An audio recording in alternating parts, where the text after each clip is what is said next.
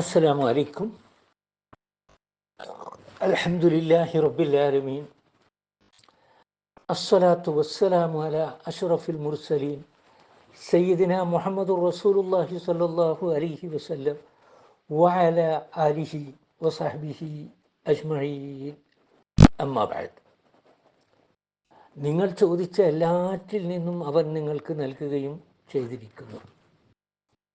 അഥവാ നിങ്ങൾക്ക് ആവശ്യവും പ്രയോജനകരവുമായ വസ്തുക്കളിൽ നിന്നെല്ലാം തന്നെ ഒരു വ്യവസ്ഥ അനുസരിച്ച് അള്ളാഹു നൽകിയിരിക്കുന്നു എന്നാണ്. അതേസമയം തന്നെ മനുഷ്യൻ വായ കൊണ്ട് ചോദിക്കുന്നത് മാത്രമല്ല അള്ളാഹു നൽകുന്നത്. അവൻ്റെ ശരീരത്തിനു ഈ ലോകത്ത് ജീവിക്കാൻ ആവശ്യമായ എല്ലാ സൗകര്യങ്ങളും അള്ളാഹു സുബ്ഹാനഹു തആല നൽകിയിരിക്കുന്നു. മനുഷ്യൻ വാക്കുമൂലം ചോദിക്കാത്ത എത്രയോ അനുഗ്രഹങ്ങൾ അള്ളാഹു അവന് നൽകിക്കൊണ്ടിരിക്കുന്നുണ്ട്.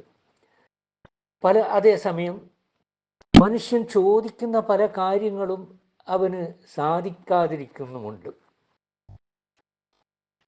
മനുഷ്യൻ അവൻ്റെ ജീവിതകാലം മുഴുവൻ വിനിയോഗിച്ചാലും അവന് അള്ളാഹു ചെയ്തു കൊടുത്ത അനുഗ്രഹങ്ങളെ ശരിക്കും എണ്ണിത്തീർക്കുവാൻ അവന് സാധ്യമാവുകയില്ല.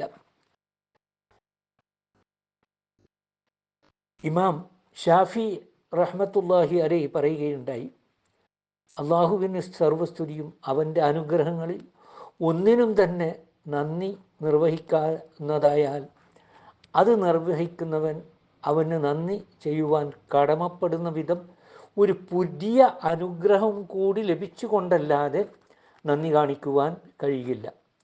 അങ്ങനെയുള്ളവനാണ് അള്ളാഹു. യാഥാർത്ഥ്യം ഇങ്ങനെ ആയിരിക്കെ അള്ളാഹുവിൽ വിശ്വസിക്കാതെയും അവന് പങ്കുകാരെയും സമന്മാരെയും സങ്കല്പിച്ചും അവൻ്റെ കൽപ്പനകൾ അവഗണിച്ചുകൊണ്ട് കഴിഞ്ഞുകൂടുന്ന മനുഷ്യൻ കടുത്ത അക്രമിയാണ്, നന്ദി കെട്ടവനാണ്. അതെ, അതുകൊണ്ട് തന്നെയാണ് പറയുന്നത്, ഇന്നൽ ഇൻസാന ലളൂമുൻ കഫാർ. അവൻ കടുത്ത അക്രമിയും വളരെ നന്ദി കെട്ടവനുമാണ്. മനുഷ്യൻ്റെ പൊതുവിലുള്ള അവസ്ഥയാണ് അള്ളാഹു പറഞ്ഞത്. മറ്റൊരു സ്ഥലത്ത് അള്ളാഹു പറയുന്നു, എൻ്റെ അടിയാന്മാരിൽ നിന്ന് നന്ദിയുള്ളവർ വളരെ കുറവാണ്. അള്ളാഹുവിൻ്റെ കണക്കറ്റ അനുഗ്രഹങ്ങൾ നന്ദി കാണിക്കുന്ന നല്ല അടിമകളുടെ കൂട്ടത്തിൽ അവൻ നമ്മയെല്ലാം ഉൾപ്പെടുത്തുമാറാകട്ടെ.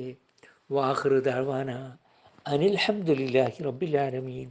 അസ്സലാമു അലൈക്കും.